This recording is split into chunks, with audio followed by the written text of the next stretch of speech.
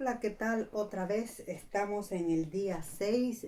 Nuevamente, para los que no me conocen, me llamo Marcelina y la intención de estos videos es tan solo compartir información de diferentes libros que pueda servirnos para vivir nuestros días mejor, por así decir. Estamos empezando con este libro, Acepta y sé libre, del autor Carlos Pinto. Entonces vamos a entrar directamente al capítulo 5. En el capítulo 4 habíamos hablado del consciente y el subconsciente. Ahora el capítulo 5 continúa y dice, patrones de conducta adquiridas. Tu patrón financiero o tu creencia respecto al dinero determinará tu destino económico. Eh, ha sido dicho por T. Harv Eker, otro autor. Bueno, así como esto puede ser verdad para el nivel de riqueza o pobreza en el que vives, también lo es para las diferentes ramas de tu vida, o sea, la creencia que tengas al respecto de amor de pareja determina cómo vives con tu pareja y así con otros aspectos de tu vida. Si te preguntas cómo puede ser esto, déjame ilustrártelo con ejemplos concretos. En primera instancia, entiende que las creencias son como comandos en nuestro interior, en la mente subconsciente, que le dicen al cerebro cómo debe representar lo que está pasando. Son como filtros preorganizados con los cuales percibes el mundo, tanto interno como externo. Déjame ilustrarte esto con una vivencia que yo pasé. Una tarde de un viernes, un amigo me invitó a ir con él a ver una oportunidad, un negocio que según él cambiaría mi vida. Para ser honesto, solo accedí a ir porque era como la tercera vez que me lo pedía y ya no tenía más excusas que darle. Sin embargo, siempre estaré agradecido con esta persona porque me expuso a más información que está transformando mi vida. Sí, supongo que ya adivinaron, era un negocio de network marketing. Para mí esa era la primera vez que me habían presentado una idea así. Yo lo analicé y vi que era posible hacerlo. Para mí estaba claro, era un negocio de productos que había que vender y reclutar personas que también quieran hacer lo mismo, y las ganancias eran relativas al trabajo y esfuerzo. Yo recuerdo estar muy emocionado y con tremenda posibilidad, y como yo, muchas personas me acuerdo que charlábamos al respecto. Hacíamos preguntas, todos muy emocionados. Pero luego captó mi atención un hombre que estaba como en sus treintas. Él decía, esto es un fraude, es un engaño, solo nos quieren sacar dinero, es pura charla. Muchas otras personas trataban de hacerle ver cómo funcionaba el negocio verdaderamente, cada uno con sus propias palabras de manera distinta, pero no había modo de que ese muchacho señor entendiera. Yo recuerdo que me quedé pensativo. Dentro de mí pensaba, ¿por qué este señor no entiende si está más claro que el agua? ¿Qué no ve lo evidente? Otro ejemplo similar es el que le pasó a mi esposa. Su madre tenía una tienda de productos de consumo diario como arroz, fideo, latas de lenteja, etcétera, lo que llamamos ferreterías en Bolivia. Un día que mi esposa estaba ayudando a su madre, se acerca un cliente de su madre que siempre compraba allí. El señor era una persona muy humilde, honesta, pero se notaba que el español no era su primera lengua, quizá el quechua o aymara, lenguas autóctonas de ciertas regiones de Bolivia. Y menciono esto no para menospreciarlo, sino para que tengan idea el ambiente en el que se crió esta persona. Porque recuerden, nuestra personalidad y cómo vemos y respondemos al mundo está reducido a las creencias que adquirimos usualmente en la niñez. Siguiendo con el relato, mientras el señor compraba, él comentaba con la madre de mi esposa cómo lo habían llevado a cierto lugar donde todo era muy raro, donde las personas allí hablaban raro y en donde les habían ofrecido a tomar cosas raras que él no quiso probar. En su opinión, eso parecía un culto. La mamá de mi esposa se sintió intrigada y le preguntó dónde fue exactamente que eso había ocurrido. Él no sabía bien, pues lo habían llevado, pero sacó un folleto que le habían dado en donde estaba la dirección. El señor terminó de hacer sus compras y se fue.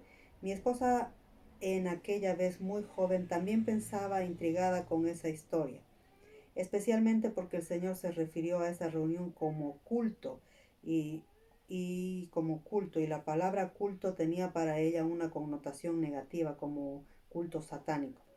Cuando ella leyó el folleto que el Señor había dejado, solo hablaba de una tremenda oportunidad que podía cambiar tu vida y bla, bla, bla. Ella, muy curiosa, decidió ir, pero no sola. Se llevó a su entonces novio para que la acompañara. Cuando ella llegó ahí, esperaban ver algo raro o misterioso. Se encontró con que esa reunión era todo menos como lo había descrito el Señor. Era un grupo de personas muy entusiastas hablando de sueños, de transformar vidas, etc. Sí, era una reunión de Herbalife, en donde preparaban los jugos vitamínicos para que las nuevas personas o futuros distribuidores probaran lo bueno y efectivo del producto. Fue la primera experiencia que mi esposa tuvo para ver cómo alguien puede ver algo tan diferente a lo que en realidad es.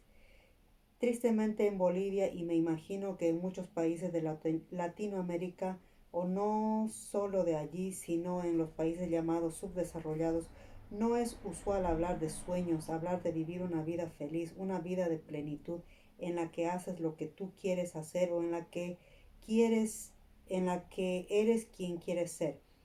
Según donde vivas usualmente, solo se habla de lo duro de la vida, de la corrupción de los políticos, de la injusticia para las personas, de los dramas personales de las familias, lo que llamamos chismes.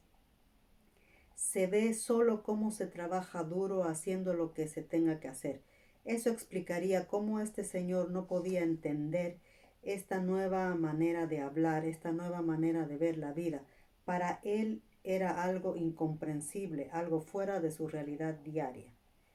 Ahora recién entiendo que cada uno ve lo que su programación subconsciente le deja ver, o sea, su patrón o creencia respecto a la abundancia y a la manera de ganarlo. Esto se ve en que como Donald Trump, autor y multimillonario, puede perder todo su dinero y volver a recuperarlo pronto, y como muchos trabajando duro no logran conseguir mucho, y si lo consiguen lo pierden o alguien se los roba. Aquí entra de lo que habla muy claramente otro grande autor, Bob Proctor, que nuestro patrón, creencia o paradigma, como él lo llama, funciona como un termostato que controla el calor de una habitación. Por ejemplo, si la habitación está programada para mantenerse en un ambiente de 25 grados centígrados y la temperatura súbitamente baja, lo que hará el termostato es subir el calor para regularlo a 25 grados. Y si hay un exceso de calor, lo que hará el termostato es bajar el calor para que nuevamente se mantenga en 25 grados.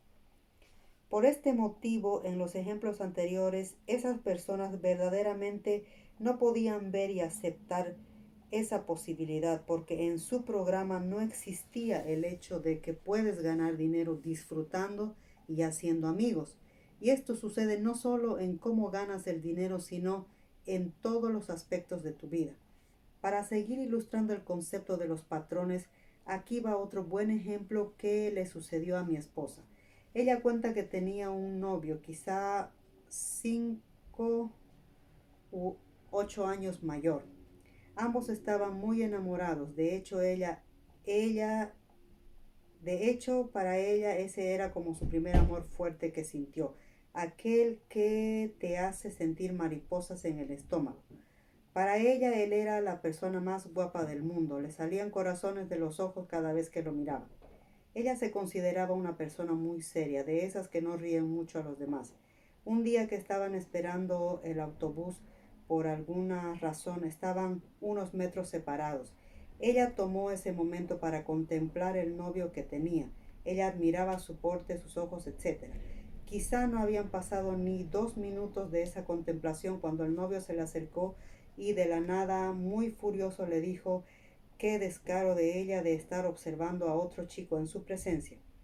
Para ella eso fue como un shock. Ella había estado embelesada contemplándolo a él. ¿Cómo podía él decir semejante cosa? Ella no entendía y trató de explicarle que ella lo estaba contemplando a él, Pero él, muy cerrado y contundente, le dijo: te he visto con mis propios ojos que le mirabas a él. Cuando le dijo eso, ella se percató o recién observó que detrás de él había otro muchacho también esperando el autobús.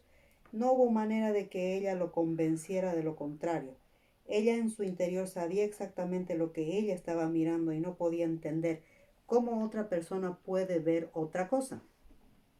Al tiempo, cuando la relación se terminó, ella entendió por qué él veía lo que no era. Él era una persona muy celosa porque había tenido malas experiencias con las novias anteriores. La última novia le había engañado con otro chico. Entonces, de ahí su paranoia.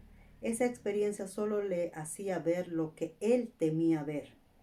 Recuerda esta frase: un hombre es lo que él cree. El autor nos pide hacer un resumen con tus palabras y resalta una frase o texto de este capítulo. Bueno, y hasta aquí es el capítulo número 5. Se está poniendo interesante. Bueno, gracias.